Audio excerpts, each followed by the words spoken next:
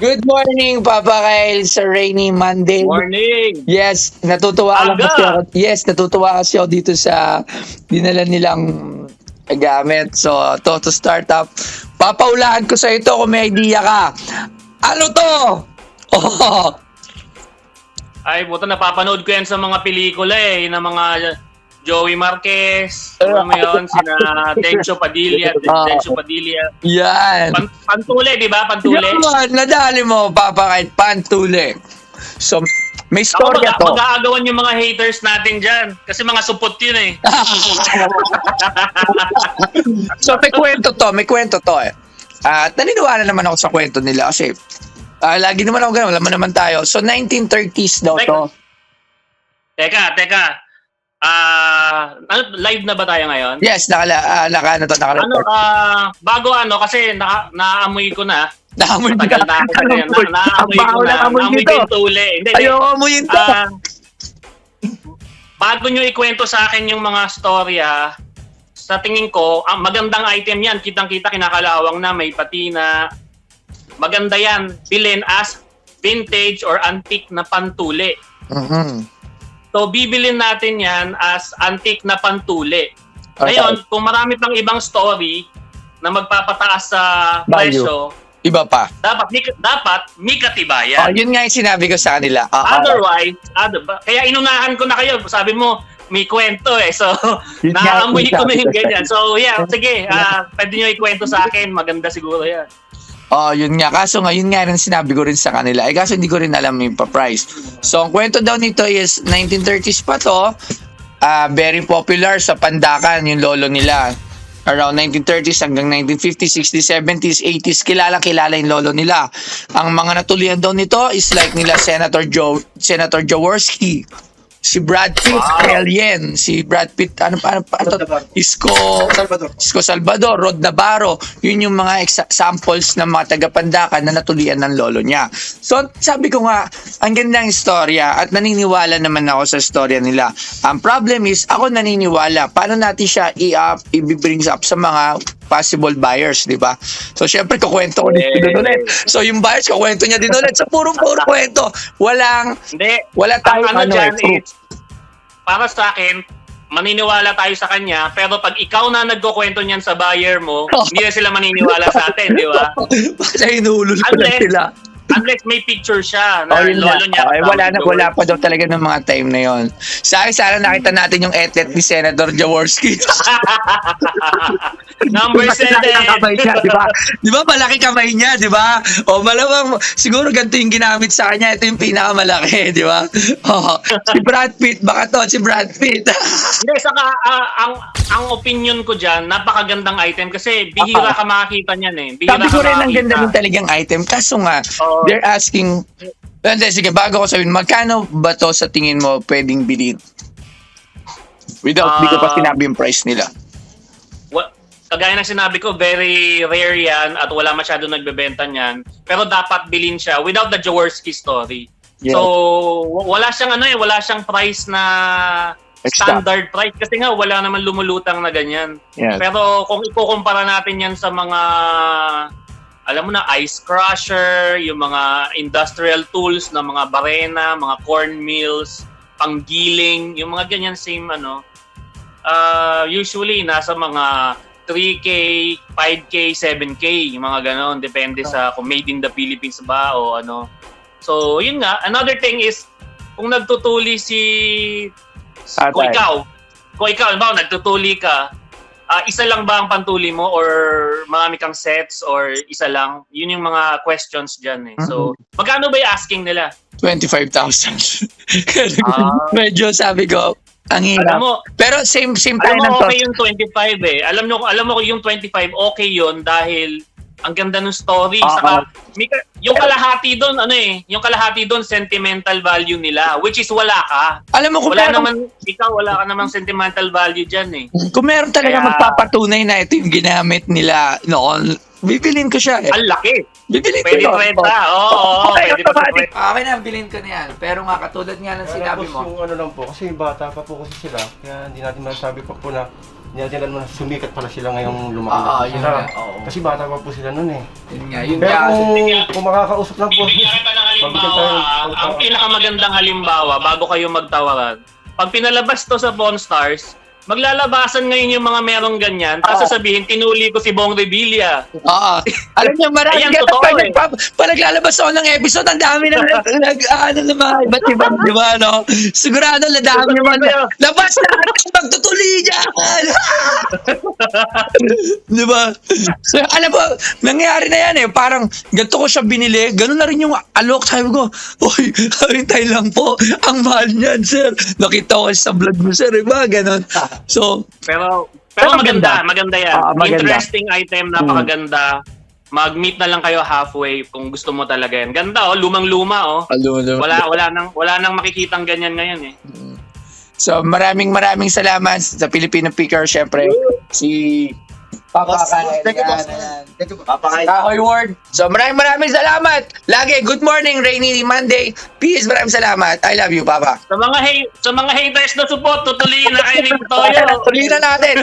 Meron na akong pantuli. Yari na sila. Alright, salamat, Papa. Bye. I love you, bye-bye. So yun. Yun nga yung sinasabi ko kanina. Kasi, alam niyo, gusto ko siyang bilhin. Hindi ko nga siya gusto kong ganun nga. Kaya ko yung bilhin eh.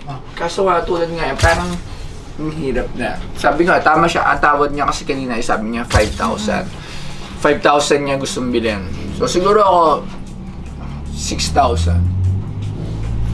Tanong mo na palingon na galit. Hindi, ito. Dinadagdagan ko palagi ng 1,000 yung Boss, hindi ba tawad. pwede yung ako mismo nagsalita na si Senator Jaworski mismo na kahit salita ko lang, at least kahit pa paano, totoo yung inaano ko kasi live naman tayo. Boss. Oo nga, kaso nga kasi, walang magko-contradict doon sa sinasabi mo. Unless si Senator Jaworski. Oo, sabi. wala rin magko-confirm. Yun nga. Ikaw lang yan. Boss, hindi Diba? ba pwedeng may isa pa pong ano?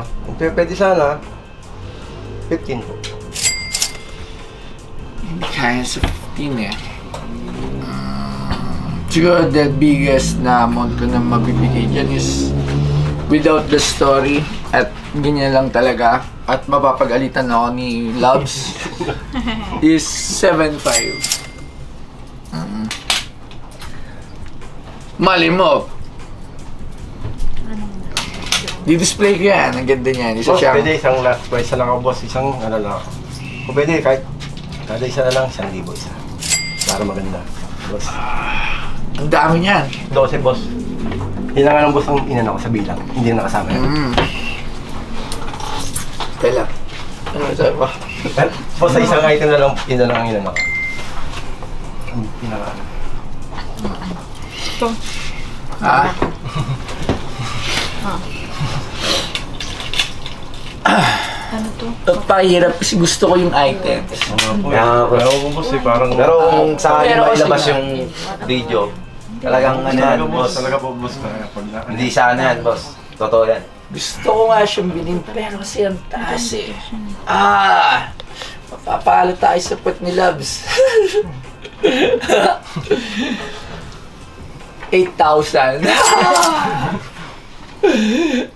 8,000, brother. Alam nyo, ang ganda nito para sa Pinoy Pawn Star. Malalagay natin siya. Diba? 8,000. Boss, 11, boss. Parang yung 1,000 pang kaya. Pangayos. Yung 10, pang bibigyan naman namin sa magulang namin, boss. Sa nanay. Hindi talaga kaya dun eh. Hindi talaga kaya. Gustuin ko man siyang bilhin. Baka tuloyin pa ako ng asawa ko dito bago. Tuloy na ako. Baka patulin pa. Ito lang. Ano lang, subulong-bulong mo na lang. Okay na to yung mapapalo talaga ako. Hindi, okay na yun.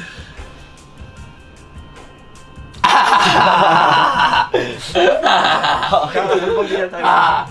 8,000!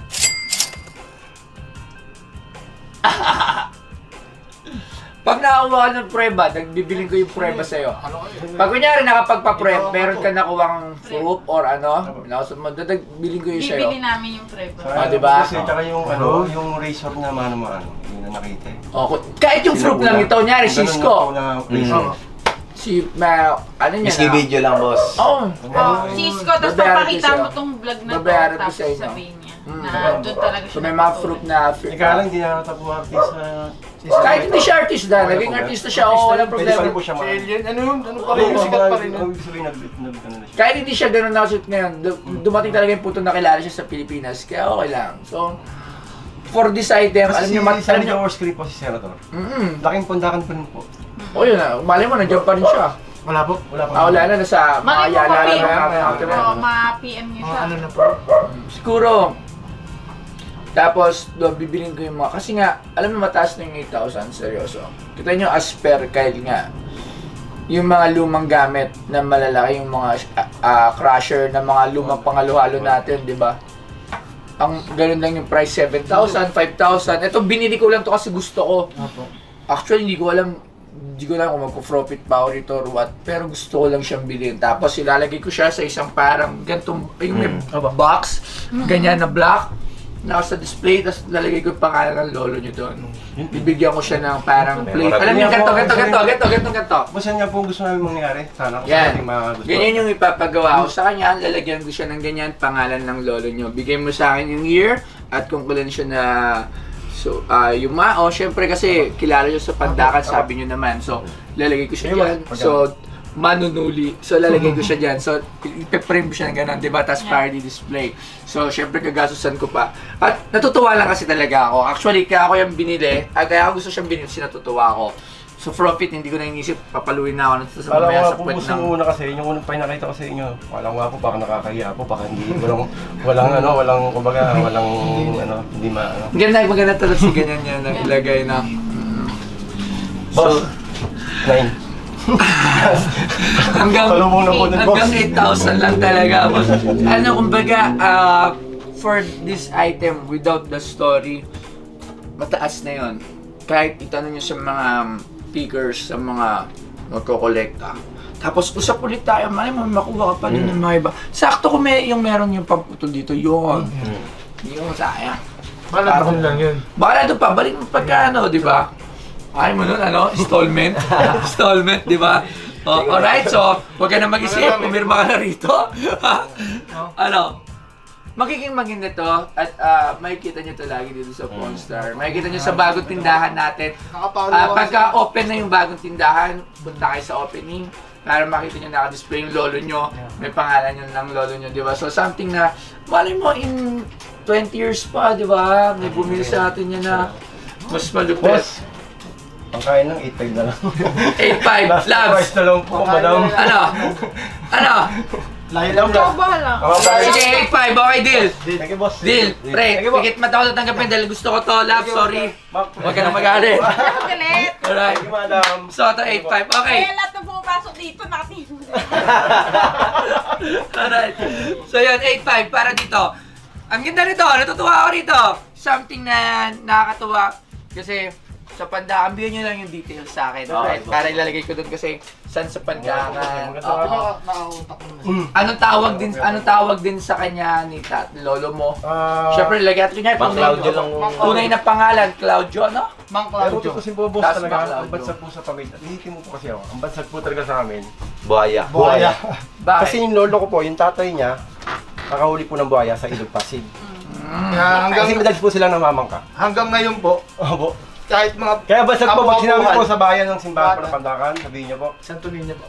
San Pedro Buhaya, kilala po. Kung sino ano po. kilala. Opo, kasi mananuli po yun. Buti hindi ka MMDA. Manunuli po sila ng lolo. Hindi ka naman MMDA. Ay, ikaw baka iba kasi pagkakalam nila, boss, ang buhaya kasi baka ganun eh. Hindi ka traffic enforcer. Di ba? Oh, hindi, joke lang. Hindi naman sila Nakahuli na talaga. mabait. Ang totoong buhaya. Alam nyo, maraming mababait na mga traffic enforcers yan. Hi sa mga traffic enforcers na nanonood. Marami ako dyan ng mga subscriber, mga MMDA personnel sa mga traffic enforcers. Joke lang yun na buhay. Hindi naman lahat. Merong mangilan-ngilan, meron din naman na hindi. At meron din naman na nakakatulong. Kasi, syempre, hassle din, titikitan ka, alam nyo, di ba? Oo. So, yun lang, hi dyan sa mga ating mga viewers na mga MMD at Traffic Adverse. I love you guys, alam nyo yan. Hindi tayo anti sa mga ganyan, mga kaibigan natin sila. So, yun, boss, ito na po, 8,500. Maraming salamat sa pagbisita rito at alagaan ko tong ano ng lolo nyo, okay? Maraming salamat, sabihin mo to.